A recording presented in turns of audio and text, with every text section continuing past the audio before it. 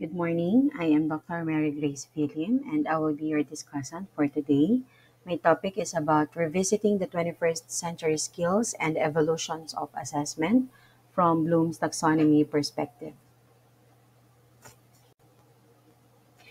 How can we describe the 21st century skills? So, these are the sets of abilities that the students need to develop in order to succeed in the information age. There are schools that are increasingly focusing their curriculum on teaching these skills to better prepare students for the future. So some from the old curriculum, talagang ina-update na ng mga universities yung mga courses that they offered sa kanilang university. So for example, number one is about vlogging. Before, ang pagba-vlog, ginagamit yan ng mga tao to communicate others, and of course, para ipakita yung kanilang mga ginagawa in a daily basis. But today, may mga universities and schools na nag-o-offer ng ganitong courses for them to be more knowledgeable uh, about this vlogging. So, ang technology, napakalaki ng role nito kahit saan, kahit sa ating mga educators, napakalaki. So we must teach our student on how to use it responsibly, ethically, and effectively so they can succeed in the digital world. With the right skills and knowledge, students can make the most of their future opportunities. What are the 21st century skills? So there are three skills. But first, we will discuss about the learning skills. Under the learning skills are the critical thinking, creative thinking, collaborating, and communicating. So these are the abilities that help individuals or our students effectively acquire and apply knowledge. Learning skills are essential for navigating an ever-changing world and mastering new concepts and technologies. So, dahil tayo ay nabubuhay na sa pabago-bagong mundo at napakabilis ng pagdaloy ng ating panahon, literal na kinakailangan nating matuto kung papaano tayo magkakaroon ng critical thinking, kung papaano tayo makakaresolba ng mga problema na hindi tayo napapahamak. So these learning skills are very essential para sa ating lahat, hindi lang para sa ating mga estudyante, kundi pati na rin sa ating mga educators. Number two is the literacy skills. Before I proceed, when we say literacy kasi as an educator, a language teacher, nakakalungkot marinig na mayroon tayong mga mag-aaral na nakakarating sa high school na hindi marunong magbasa o sumulat. Kung marunong namang magbasa at sumulat, matatawag naman natin ang iba ay struggling. So, under the literacy skills are information literacy, media literacy, and technology literacy. In the context of the 21st century, literacy extends beyond traditional reading and writing to encompass digital literacy, media literacy, and information literacy. So, what is the meaning of digital literacy? It involves the ability to use digital tools and technology effectively. Actually, sa grade 6, tinuturuan na sa HELE ang mga mag-aaral on how to use the different kind of platforms katulad ng Excel, ng Word, PowerPoint presentation so that ang mga estudyante ay hindi maging mangmang sa paggamit nito. Another one is what we call the media literacy. Media literacy involves understanding and critically evaluating media messages. So hindi lang basta napanood ng mga bata, kundi makita nila, maunawaan nila kung tungkol saan ang kanilang napapanood. At another one, kung magiging responsible ba sila sa paggamit ng media. So tayong mga parents and of course bilang educators, we need to teach our children na kinakailangan maging responsible sila at kinakailangan merong limitasyon sa paggamit ng media. Information literacy refers to the ability to locate, evaluate, and use information effectively. So, usually, meron tayong mga objectives sa itinuturo natin kung sumasang-ayon ba, hindi sumasang-ayon, tama ba ang impormasyon na kanilang nakukuha, ito ba ay facts, ito ba ay hindi totoo, ito ba ay chismis. So, Sa MELCs or sa mga objectives natin ay tinuturo, especially sa language, sa Filipino and English, tinuturuan ng mga mag-aaral sa paggamit ng information literacy and even the media literacy. Life skills. So based on the picture, makikita natin isang tao lang yung nakaupo pero ang dami niyang ginagawa. We should know how to be flexible and of course be initiative. Meron ka ding social skills, productivity, and leadership. So, iisang tao lang pero kaya niyang gawin lahat niyan. Yan ang kaibahan ng mga generation today compared to the generations before. Before, ang mga tao talagang we focus on one work, on one job, on one objective. But today, kailangan nating maging flexible all the time, umaga, gabi, anuman ang ginagawa natin. So, ito ang medyo parang for me positive na meron ng mga Gen Z nowadays. Kasi yung mga Gen Z nowadays, they can dance, they can sing, at the same time nag-aaral pa sila. Katulad nga ng mga estudyante namin sa grade 10, mga grade 10 students, nakita ko sa kanila yung perseverance nila sa kagustuhan nila makapag-comply on the different subjects. Kahit napakadaming subjects, napakadaming dapat i-comply, nakakatuwa kasi itong mga Gen Z na to, they are very flexible dahil kayang-kaya nilang gawin yung mga bagay na inatang sa kanila. But at the same time, meron pa rin silang social skills sa kanilang mga kaibigan. And at the same time, nagiging productive sila sa different subjects. So each set of skills plays a crucial role in personal and professional development, empowering individuals to thrive in the 21st century's rapidly changing and interconnected world. So, what are the ways to promote 21st century skills in our classroom? So, the 21st century brings unprecedented changes every day, from advanced technology to new understanding of the world, equipping the students with the skills they need to navigate. These changing landscapes has become increasingly important in education today. So to achieve this goal, educators tayo, we must move away from traditional teaching methods and embrace the creative strategies that fosters 21st century capabilities such as critical thinking and digital literacy. So hindi ko naman sinasabi sa inyo na we need to agad to embrace the creative strategies. It takes time. Hindi naman natin pwedeng kalimutan ang ating traditional teaching methods and then right away ay babaguhin na natin ito. So it takes time sa pagbuo ng panibagong strategiya, mga tools, strategy sa pagtuturo. Pero kung gusto natin at nandito tayo sa larangan ng pagtuturo at sa larangan ng edukasyon, kinakailangan nating yakapin ang pagbabago. Dahil ito ang kailangan natin sa kasalukuyan para ma-meet natin ang pangangailangan ng mga tinatawag nating mga Gen Z o yung mga 21st century learners. So the 21st century learners or skills are a framework of skills, knowledge, and attitudes that students will need to be successful in the digital age. So hindi naman natin sila pwedeng turuan na, no, gamit yung mga teaching methods traditionally. So dapat ang ituro na natin sa kanila ay yung mga skills na po pwede nilang magamit pagdating ng panahon. So this includes critical thinking, communication, collaboration, creativity, innovation, information literacy, media literacy, digital citizenship, problem solving, and decision making. As technology evolves rapidly, these skills become even more important for students to learn. So here are the ways on how we can promote 21st century skills in our classroom. Number one, encourage creativity and critical thinking. Encouraging creativity and critical thinking means creating an environment when students feel comfortable taking risk and thinking out of the box. Lagi ko naririnig tong thinking out of the box. Okay? So, akala kasi ng mga bata na andun lang sa apat na sulok na yun ang kasagutan. Pero sa totoo lang yung mga Gen Z natin today, napakalawak ng kanilang kaisipan because we live in a fast-changing world and producing more of the same knowledge and skills will not suffice to address the challenges of the future. So for me, by learning the 21st century skills, students can gain a better understanding of technology, develop new ways of thinking and problem solving, become more creative in expressing themselves and collaborating with others.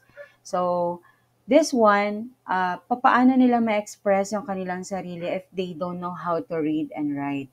That's why talagang napakalaki ng responsibility na nakaatang sa ating mga balikat para sa ating mga mag-aaral na hindi marunong bumasa at sumulat. So, papaano nila ma-incorporate to, itong problem-based learning activities na to, and paano nila masasagot ang mga open-ended questions na to kung hindi sila marunong bumasa at sumulat. So, by appreciating the digital citizenship, mas makikilala at mas mauunawaan ng mga mag-aaral natin ang tamang paggamit ng teknolohiya at hindi lamang ginamit nila to dahil meron silang gustong makita or gustong ma-identify. Number two, use technology in the classroom. So, we are aware naman na ang lahat ng pangangailangan natin ay sinusubukang mabigyan or maibigay ng pamahalaan, ng Department of Education or ng mga school heads natin. Swerte na lang talaga kasi may mga school head na nakikita ang pangangailangan ng kanilang mga guro tulad ng laptop, printer, papel, ink, at other school materials na pwedeng gamitin ng mga teachers na to para sa pagtuturo nila. Yun nga lang, talagang may mga pagkakataon na kailangan nating gumawa ng paraan para sa atin, tayo mismo bilang mga educators, na magkaroon din tayo ng mga gamit na to. So wala tayong no choice. Kailangan talaga nating mag-loan, no, sa different banks para ma-provide natin yung needs ng students natin araw-araw. Saludo ako dito sa mga teachers na napapapunta sa medyo remote area na talagang literally, technology-wise, wala talaga sila. Pero sa kagustuhan nilang maturuan ng mga batang ito, talagang gumagawa sila ng paraan. Okay? So sa pagkakataong ito, if you are nagtatrabaho ka sa medyo remote area, syempre when it comes to technology, medyo hindi applicable para sa'yo. Dahil medyo malayo ka sa kabihasnan. You can use the traditional teaching methods pa rin kung saan mas matututo din naman ang mga mag-aaral at proven naman yan na matututo ang mga bata. Pero meron din namang mga guro na kahit nasa remote area, nagtatry sila ng best nila para mai-update din yung mga estudyante nila from that area na ito na yung nangyayari sa technology, ito na yung nangyayari sa kapaligiran natin. Okay, so karagdagan, we can use educational apps and websites to supplement our lessons and give our students additional practice with 21st century skills. So marami naman tayong mga app na pwede nating ma-download kung saan pwede rin namang magamit ng mga mag-aaral natin. For example, sa Catch Up Friday natin, meron tayong mga activities na pwede nating gamitin all the time na mas medyo maging engaging tong day na to para sa ating mga mag-aaral. So number three is we should teach collaboration skills. So students need to know to work together effectively. This means teaching them to communicate clearly, listen attentively, and respect others' opinions. Um, May mga pagkakataon talaga na kahit ituro natin to sa ating mga mag-aaral, tayong mga guro, tayong mga educators, may mga pagkakataon talaga na hindi talaga nagkakaroon ng pagkakaunawaan. But we can promote collaboration by incorporating group work in our lessons and encouraging our students to share their ideas with the class. Yun nga lang, may mga pagkakataon na limited lang yung naisa-share nila. Either nahihiya sila, kasi galing sila sa pandemic eh. Matagal sila ding nakulong sa bahay. Wala silang kausap. And ang kausap nila is mga friends nila from the digital world. So talagang limited lang ang kanilang knowledge about outside world. So masasabi ko na kapag nagsishare ng mga ideas sa mga mag-aaral natin is very limited. No? So, ano ang pwede natin gawin dito bilang mga educators? Try to listen them attentively, ask them questions na hindi naman nakaka-offend. And for number four, encourage global awareness. So, as such students needs to be aware of the different cultures na mayroon tayo. no? And perspectives. We can promote global awareness in our classroom by incorporating international news stories in our lessons. In Araling Panlipunan, meron silang tinatawag na ASKPPP, kung hindi ako nagkakamali. No, some of the students talaga naging updated sila through this platform na ginagamit ng mga Araling Panlipunan teachers. Sa makabagong panahon, hindi na sila gumagamit ng dyaryo, no? Pumupunta na lang sila sa Google site and then nagta-type sila ng mga dyaryo that they can access through the use of the internet. Kasi for them, it is easier. Instead na pupunta ka pa sa isang particular place to buy newspaper. So this one is accessible through using our phones, our laptops, our computers. So, this one, masasabi natin na maku-culture shock din talaga naman ng ibang tao, lalo na kapag hindi naman sila familiar sa lugar na yon. So, through the use of technology, at of course, magkaroon sila ng awareness na ito yung nangyayari sa ating bayan, sa ating bansa, o sa iba pang bansa. Pwede rin tayong magsagawa ng mga field trips kung pinapayagan ang paaralan na mag-conduct ng mga field trips po, pwede rin yan. Pwede rin tayong magkaroon ng mga benchmarkings from different schools, from pwedeng up sa upper land or lower land po pwede yan para makita ng mga bata kung ano ba yung kultura at tradisyon na mayroon in a particular place na kaiba sa kanilang pinagdadaanan or kaiba sa kanilang nararanasan. Noong unang panahon, ang naririnig ko lang is literate and illiterate. But today, meron na pala tayong digital literacy. So, digital literacy is knowing how to use computers and other digital devices effectively. So, we can promote digital literacy in our classroom by incorporating computer-based activities. So, sa ating COT, meron na tayong integration, no, ng ICT. Kaya familiar tayo sa paggamit ng computer na yan. Number 6 is the fosters of 21st century communication skills. So this is a great way to promote 21st century communication skills in the classroom to give our students daily opportunities to talk and work together. So we can make sure that our students have access to computers or other digital devices outside of class so that they can practice their skills at home. Pero sad to say, hindi naman lahat ay may opportunity na mayroong gamit na cellphone, laptops, or tablets. That's why nakakatuwa din naman yung mga division or mga provinces na nagbibigay sila ng mga ganitong uri ng mga devices sa mga mag-aaral para magkaroon ng additional knowledge and information. Another one, we can set up the classroom to encourage collaboration, such as group desk or seating arrangements leading naturally to conversation. So, hindi lang sa paggamit ng teknolohiya, kundi sa paggamit na din ng pagsasalita or pakikipag-communicate sa kanilang mga kaklase. So, we should encourage our students to ask each other's questions to further their understanding of the material rather than simply relying on their teacher for all answer. So, pwede nating sabihin sa kanila na you talk to each other, you ask questions about this or that, rather than mag-rely lang sila sa ating mga sinasabi. Pero sa katotohanan, meron din tayong mga estudyante talaga na magagaling, mabilis umunawa. Pero sad to say, meron din tayong mga estudyante na medyo mahina ang pagtanggap, mahina ang isip. Kaya dito, pumapasok yung challenge sa atin bilang mga guro. So during our class activities, we should have our students regularly present their discoveries and findings to their peers. So sa pagkakataong ito, pwede nilang i-share yung kanilang natutunan, kanilang nalaman, kanilang nabatid sa ating leksyon. Number 7, emphasize problem-solving skills. So, it is one way of promoting 21st century skills in our classroom. So, what are the problem-solving skills? Pwede yan sa math, WH questions.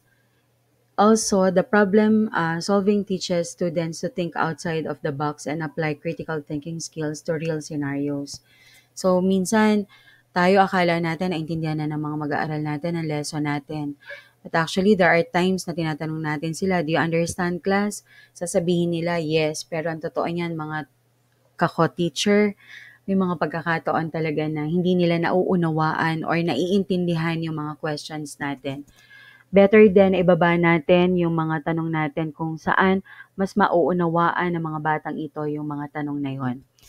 So this can help them acquire a deep understanding of their course content as they search for creative solutions. Additionally, it can encourage them collaboration among classmates. Kung hindi nila alam ang tanong o hindi nila alam ang sagot, they can ask their classmates.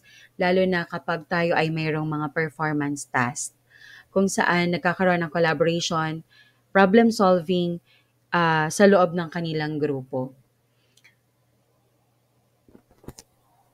Number 8 is the develop media literacy. Develop media literacy, having our students comprehend the significance of questioning and evaluating media sources can give them greater insight into why various messages exist and empower them to become informed consumers of news and cultural messages. We should encourage conversations that explore different perspectives on the topics being discussed. It can allow our students to become more aware of their ideas and encourage them to have an open mind when considering others' views. So this one, hindi po pwedeng ikaw lang ang tama. Dapat mo ring pakinggan ang views and opinions ng iba mong kaklase. So tayo mga teachers, nagkakaroon tayo ng feedbacks after the presentation of our students. So in that way, hindi naman pwedeng i-correct, pero we can give them positive criticism so that next time ng kanilang performance is magiging maayos na din ang kanilang grupo. Number 9, encourage creativity and innovation. Incorporating divergent thinking, brainstorming activities, and problem solving into your daily lessons provides the students with a chance to express themselves while developing new ideas.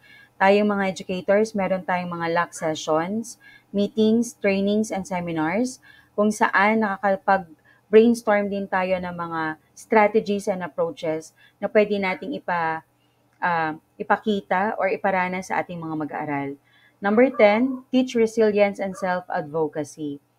This can be accomplished by offering our students the opportunity to design their projects, providing guided support to help build upon previous failures and success.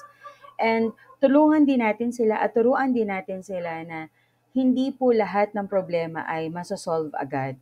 So, talagang sa bawat pagsubok, mayroon talagang pagkakataon na madadapa ka. Nowadays kasi mga estudyante natin, napakaliit ng kanilang span para ma-realize na yung problema na kanilang pinagdadaanan ay natural lamang. No, hindi katulad ng pag-iisip nating mga matatanda. And some of them naglilid talaga ng suicide kasi akala nila yun na yung katapusan ng buhay nila, yun ang katapusan ng mundo nila. That's why itong 21st century skills na to, if ma-understand lang to ng mga estudyante natin, for sure malilesa na yung suicide attempt or yung mga suicide na nangyayari sa mga kabataan natin nowadays. So, let us encourage them to have conversations and collaboration sa kanilang mga kaklase. It allows them kasi to express themselves also.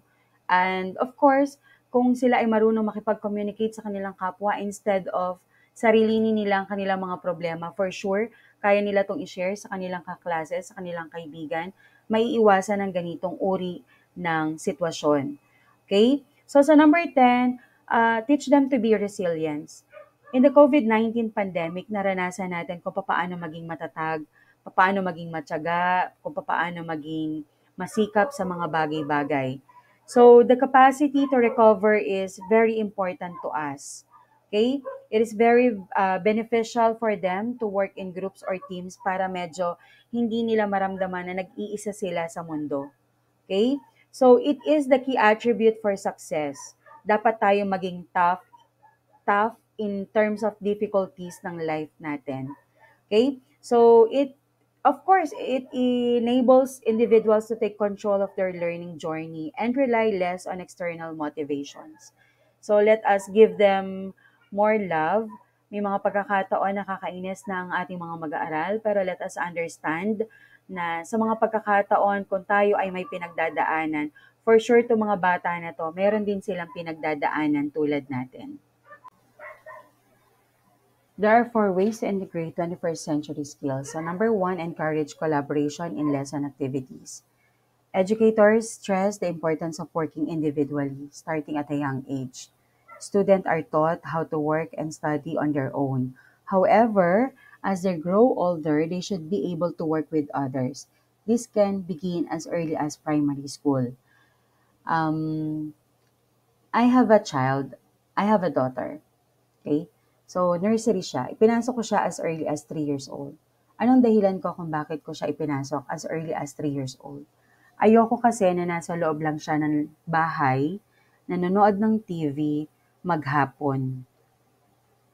Gusto kong maranasan niya na mayroong outside world at meron siyang mga kaklase na she can rely on, she can talk, she can communicate.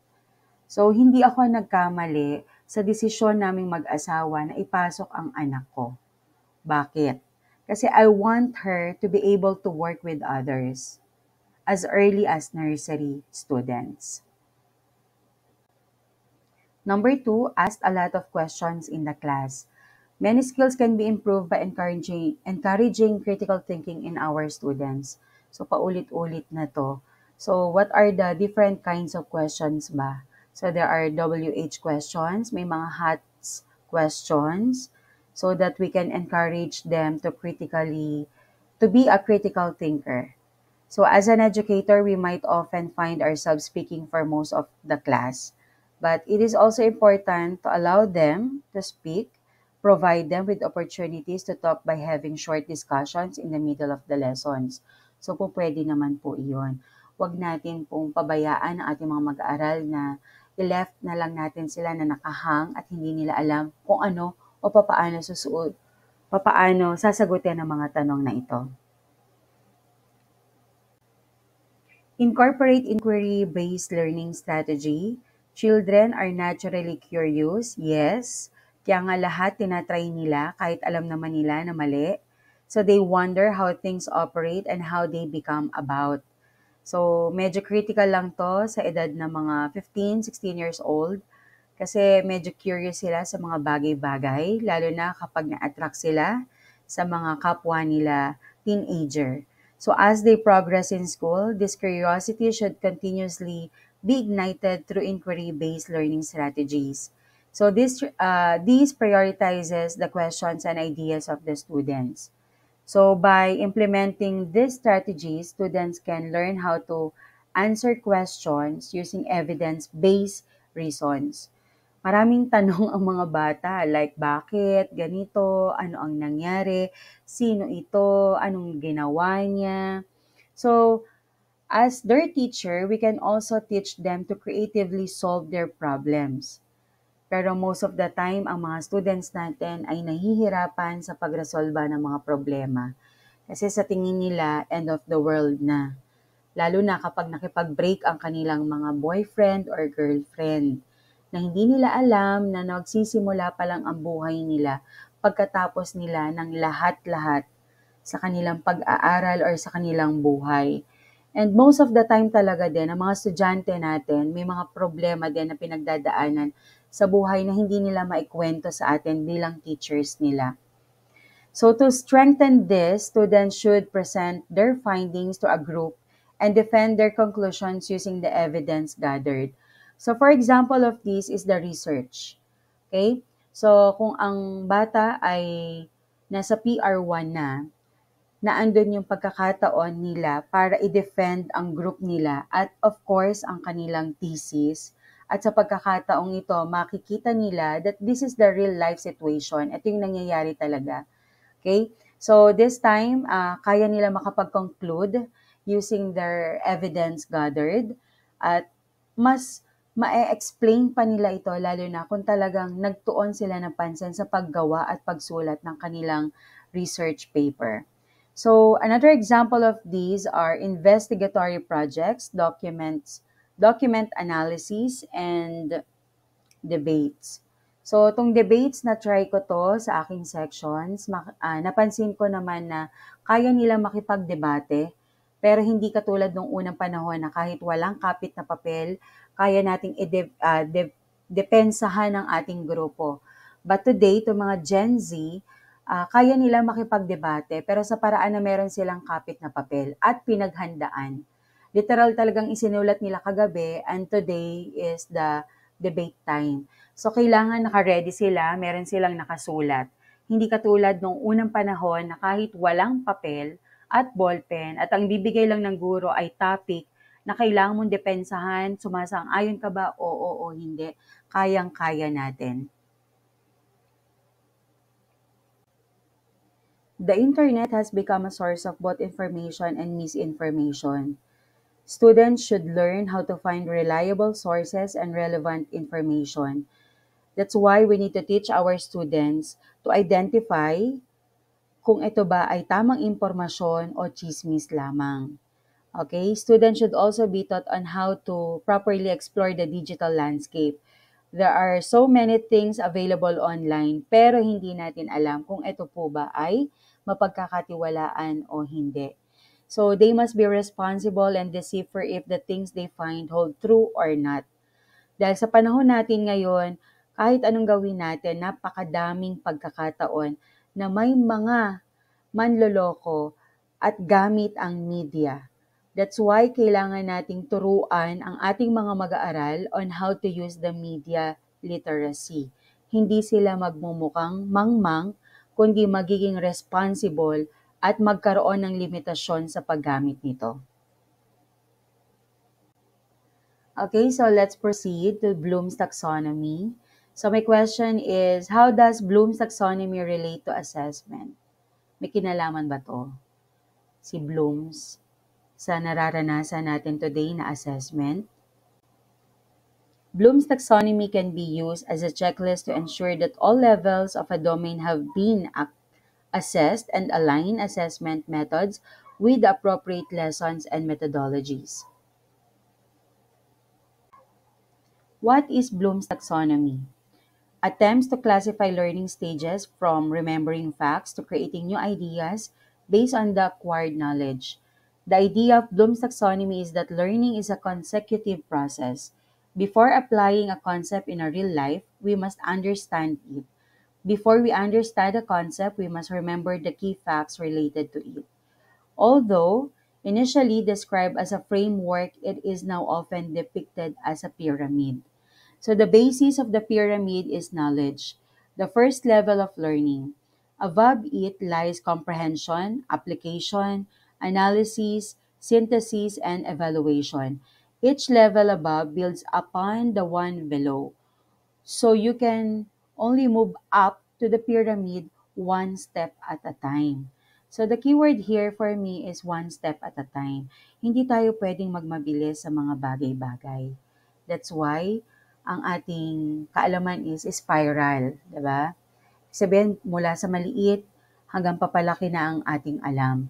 And another one, as an educator, hindi alam ng isang grade 1 students ang alam ng isang grade 6 students. Kaya po pwede tayong gumawa ng mga estratehiya, approaches, kung saan mas matututo ang mga grade 1 students sa pagbasa. Hindi tayo dapat magmabilis. Magsimula tayo sa pinakamaliit hanggang sa pinakamalaki. Why? Kasi above it lies comprehension, application, analysis, synthesis, and evaluation. So kung tayo ay one step at a time at nagkaroon sila ng foundation on learning how to read and write, for sure, pagdating nila sa grade 2, hindi na sila mahihirapan sa pagbasa at pagsulat. Original Bloom's taxonomy. It was first described in 1956 in the Book of Taxonomy of Educational Objectives by American educational psychologist Benjamin Bloom. Are you familiar with Benjamin Bloom? And his co-authors Max Engelhardt, Edward First, Walter Hill, and David Kratwall. Their book classifies learning goals into one of the categories mentioned above. So, from the knowledge of evaluation.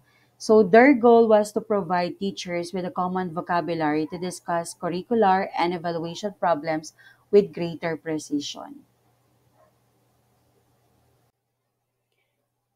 The taxonomy of educational objectives was supposed to help teachers speak the same language and thus facilitate the exchange of information about their curricular developments and evaluation devices.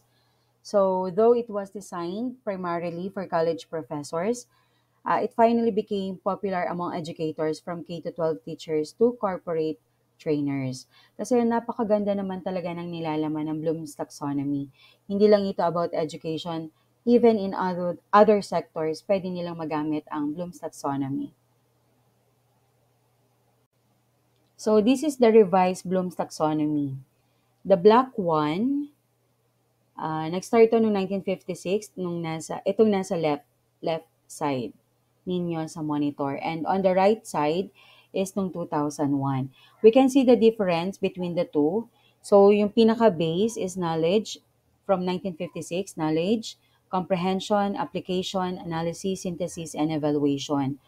On the other hand naman, 2001, ang pinaka-base nito ay remember, understand, apply, analyze, evaluate, and create. So, to provide learners with clearer instruction goals, a group of researchers led by the Bloom's colleague David Cratwell and one of the Bloom student, Lauren Anderson, revised the taxonomy in 2001. So, in the new variant, nouns were replaced by action verbs. Again, yung 1956, those are nouns. The blue one are in verb or action words.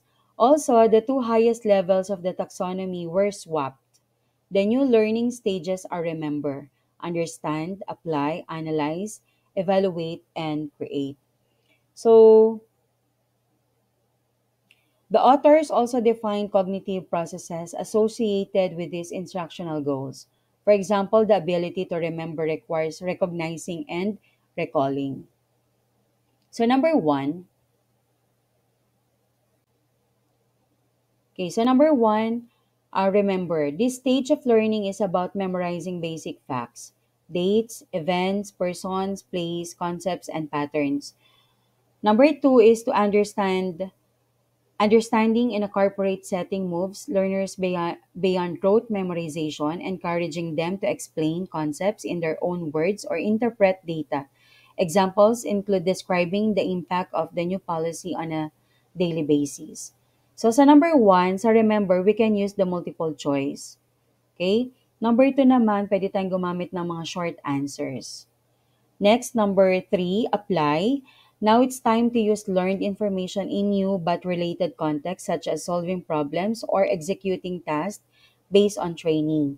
So sa ating DLL, merong application part kung saan nakita natin, nagbibigay tayo ng quiz sa ating mga mag-aaral. So dito natin nakikita kung naunawaan ba nila or hindi nila naunawaan ang lesson na itinuro natin sa kanila.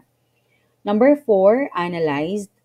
Analyzing or analysis is corporate training. In corporate training entails breaking down complex information or process to understand their components and relationships. Okay, so analyze, draw connections among ideas. We can use the words differentiate, organize, relate, compare, contrast, distinguish, examine, experiment, question, and test. Number five is evaluate. It requires judgment and critical thinking to assess the value or effectiveness of something based on criteria and standards in a corporate environment. This could involve assessing the feasibility of new market expansion plan. But in education, we can justify a standard or decision.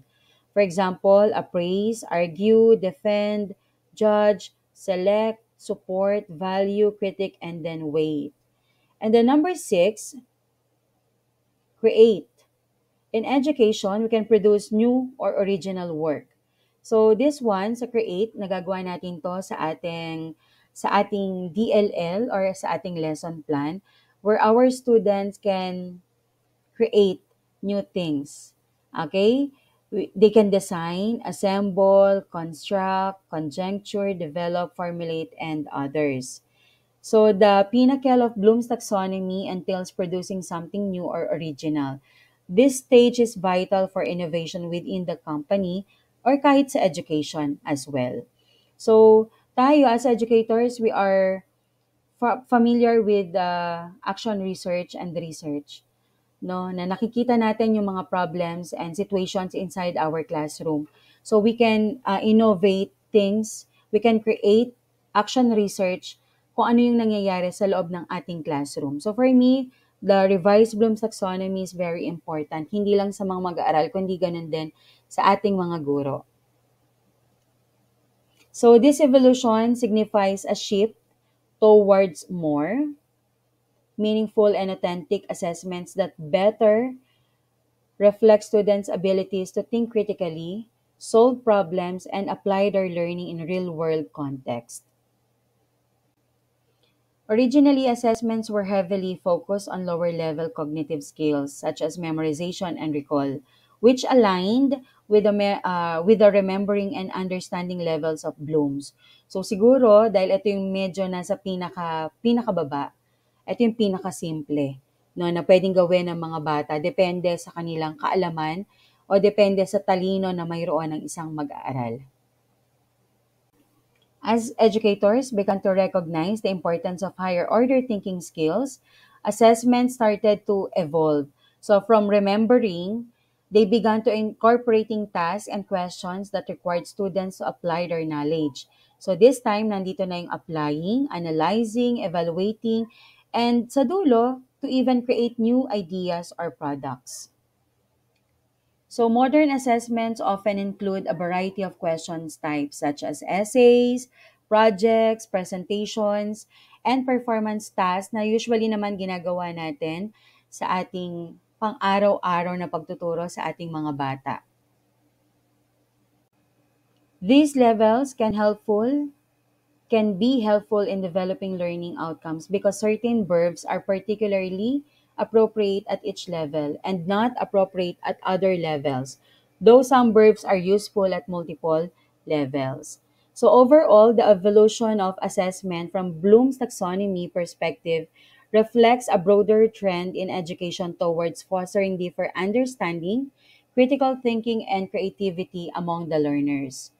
So, ano ba ang kahalagahan ng Bloom's taxonomy na 'to sa assessment natin today sa 21st century?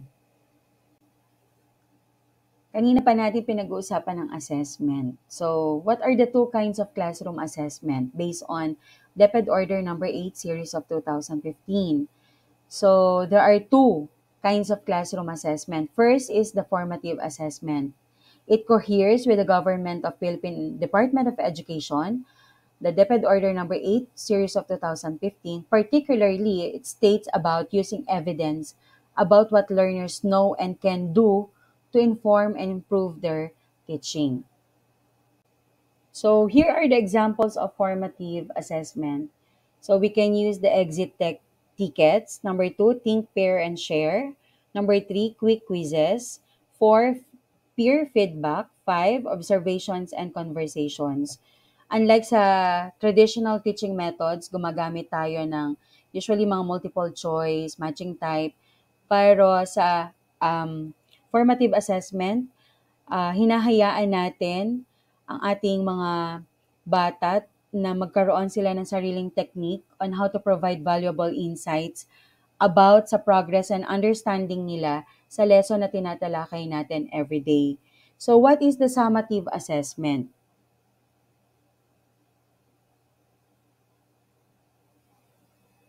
Summative assessment naman is to evaluate student learning at the end of an instructional unit by comparing it against some standard or benchmarks. So, summative assessment, it is a type of evaluation that occurs at the end of the learning period, like what I've said.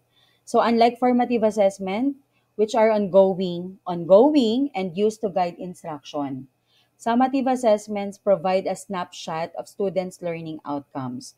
So, what are the examples of summative assessment? So, meron tayong unit test, projects, lab report, cumulative portfolio, standardized test. So lahat naman ng ito ay ginagawa natin sa DepEd, even in CHED ginagawa din ito. Unit test or pwede rin prelim exam, pre-test and post-test, project. Usually naman ang project hindi na natin masyadong nagagawa dahil iniiwasan natin gumastos ang mga bata. Pero kung kinakailangan at kasama naman ito sa objectives ng MELT natin, bakit hindi? So lab report sa science, cumulative portfolio, everyone can use these. Students compile a portfolio of their work from first quarter to fourth quarter, including their notes, worksheets, quizzes, and homeworks. Pero ako, tulad ko, hindi na ako nagpapagawa ng portfolio. I use the notebook. Mas gusto ko na nandun lahat ng quizzes, exams, even sa mga notes ng aking mga estudyante. And number 5 is the standardized test. So in some cases, may mga schools kasi na nag-administer ng standardized test from division to division. But in our school, gumagamit kami ng sarili naming test papers na ang gumagawa nito ay ang mga teachers talaga na nagtuturo from any year level. So, tatandaan natin that summative assessments, it can provide valuable information about students' mastery of the subject. Kasi this time, pwede nating ma-identify kung may natutunan ba ang bata o kung wala. So, medyo nakakalungkot lang kung magkakaroon ng mababang score sa mga bata, it can reflect to our evaluation. Kasi kung maraming bata ang bagsak, ibig sabihin, most likely, baka may problema ang teacher. Pero kung ang bata ay nag-iisa lang naman, so most likely baka bata ang may problema. So ginagamit natin ito, used for grading purposes. Siyempre, may mga performance tayo na ginagawa, written works, kung saan ginagamit natin to sa ating pagkuha ng grades. Siyempre, accountability and making decisions about students' progress and academic placements. So, ang Bloom's Taxonomy, for me, napakalaki ng kanyang naitulong sa kung ano man ang meron tayong assessment nowadays. But remember that the traditional teaching methods, we cannot forget about it agad. Pwede po nating magamit ang mga traditional teaching methods nowadays. Pero sana ma-incorporate natin yung 21st century skills sa ating mga mag-aaral kasi yan ang magagamit nila pagdating nila ng senior high school, pagdating nila ng college. And remember din na tayong mga educators, do not forget to have professional development. Kasi sabi ni Blooms, sabi niya, kailangan nating ma-remember, kailangan nating magkaroon ng application, evaluation, and create. So, paano natin mabibigyan ng ating mga mag-aaral ng mas malawak na kaalaman kung tayo mismo mga teacher ay kulang din sa kaalaman? We should undergo trainings, seminars, professional development like pagpasok ninyo ng master's degree, doctorate degree, PhD, whatever na makakatulong sa atin para magkaroon pa tayo ng mas malawak na kaalaman. Go po tayo dyan, mga teacher. Kasi it can help us po mas magkakaroon pa ng mas malawak na kaalaman ang ating mga mag-aaral. So the great aim of education is not knowledge but action. Herbert Spencer.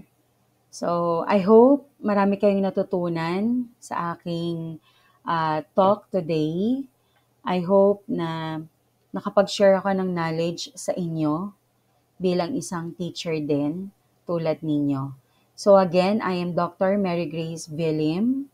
I hope na hindi ito yung maging huli nating pagkikita. Sana sa susunod mas marami pa ang makadalo sa ganitong uri ng trainings and seminar. Ako na ang nagsasabi sa inyo, mga ma'am at sir, magagamit natin yan, lalo na kung tayo ay gusto natin ng mas mataas na posisyon sa paaralan. Hindi para magkaroon ng mataas na sahod, pero syempre bahagi na rin yon. Pero kundi para magkaroon tayo ng mas malawak na knowledge and information about what is happening sa ating kapaligiran. So again, thank you and God bless.